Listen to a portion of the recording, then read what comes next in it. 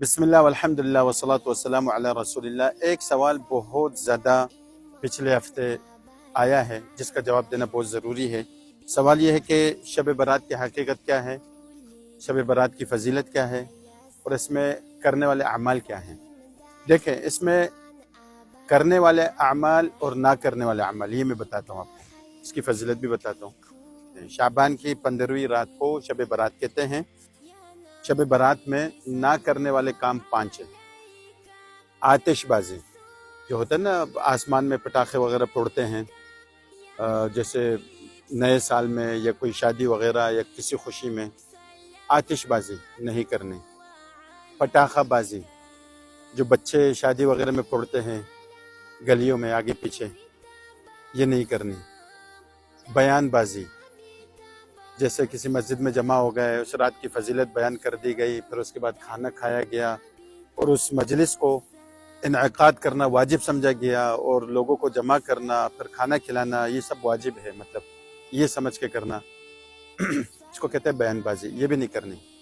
چوتھے نمبر پہ آتا ہے قبرستان بازی، قبرستان جانا، وہاں زیارت وغیرہ کرنا۔ دیکھیے، قبرستان خود سے جانا، زیارت کرنا اچھی بات ہے، کوئی مسئلہ نہیں، انسان کو جانا چاہیے وقتاً فوقتاً، لیکن مخصوص اس رات کو جو حالت بن گئی ہے، چراغاں کرنا اور عورتوں کا بھی جانا، مردوں کا بھی جانا، وہاں ایک ایسی حالت بن گئی ہے جیسے کوئی انسان پارٹی پہ جا رہا ہے۔ تو جو مین مقصد ہے قبرستان جانے کا وہ فوت ہو گیا، اسی لیے قبرستان جانے کی ضرورت نہیں ہے، ٹھیک ہے۔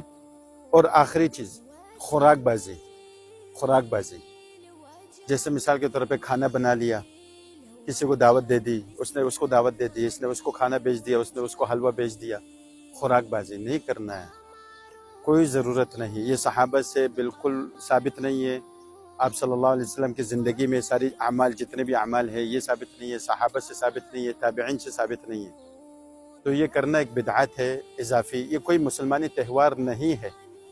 مسلمانی تہوار عیدین ہے، عید الفطر ہے، عید الاضحیٰ ہے۔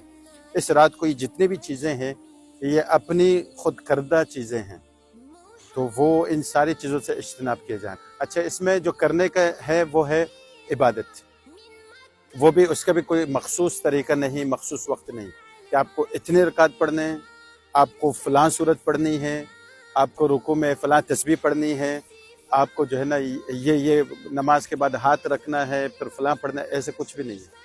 آپ سیدھا سیدھا اپنے نوافل ادا کریں، اور قرآن مجید پڑھنا ہے قرآن پڑھ لے، بس۔ مسجد میں ہے تو مسجد میں کر لے، کوئی جماعت کی نماز نہیں، کوئی مخصوص نماز نہیں، کچھ بھی نہیں۔ صرف اس رات کی فضیلت ثابت ہے، اس کے لیے صرف اور صرف عبادت کافی ہے۔ یہ 5 چیزیں نہ کریں، صرف اگر کرنا ہے تو عبادت کریں۔ اچھا، اس رات میں جیسے ایک اور سوال بھی آیا کہ ہم نہا سکتے ہیں، نئے کپڑے پہن سکتے ہیں، اس کی کیا ضرورت ہے؟ یہ کوئی مسلمانی تہوار نہیں ہے، یہ عید نہیں ہے۔ عید میں مسلمان نہاتے ہیں، نئے کپڑے پہنتے ہیں، خوشی کا اظہار کرتے ہیں، اس میں ایسے کچھ بھی نہیں کرنا ہے۔ نارمل کپڑے ہیں، اگر آپ نے نہیں بھی نہایا کوئی مسئلہ نہیں۔ اگر کسی بندے نے ویسے نہا لیا کہ رات میں عبادت کر لیتا ہوں، ٹھیک ہے، مطلب اس کا بالکل آخری درجہ یہ ہے، اگر آپ کو کچھ کرنا ہے اس رات میں تو عبادت کریں، اگر کچھ نہ کریں گے تو کوئی مسئلہ نہیں، خدا نخواستہ گناہ نہ کرے، کم سے کم سو جائیں عشاء کی نماز کے بعد، ٹھیک ہے، صرف اور صرف عبادت کر سکتے ہیں۔ اچھا، اس میں ایک اور چیز آتی ہے، روزہ۔ ہر اسلامی مہینے کی 13 تاریخ، 14 تاریخ، 15 تاریخ، اس کو ایام البیض کہتے ہیں، یہ آپ صلی اللہ علیہ وسلم سے ثابت ہے۔ اگر کوئی شخص ایام البیض کے روزے رکھ رہا ہے، وہ خود بخود آٹومیٹکلی آپ کے شعبان کے بھی روزے بن جاتے ہیں اس میں، ٹھیک ہے، تب ٹھیک ہے۔ لیکن مخصوص اس کو فضیلت سمجھ کر، اور اس کو اگر نہیں رکھے، اس کو واجب سمجھ کر نہیں رکھنا چاہیے۔ لیکن ایسا اگر کسی نے ایام البیض کے بھی روزے نہیں رکھے، ویسے ہی نفلی روزہ رکھنا چاہتا ہے، تب اس کو روزے کا اجر ملے گا، لیکن پھر بھی نہیں کرنا چاہیے، کیونکہ یہ ایک بدعت بن جائے گا۔ بدعت وہ ہے، آپ نے دین میں کوئی اضافی چیز اپنی طرف سے رکھ لی، بنا دی، کر دی۔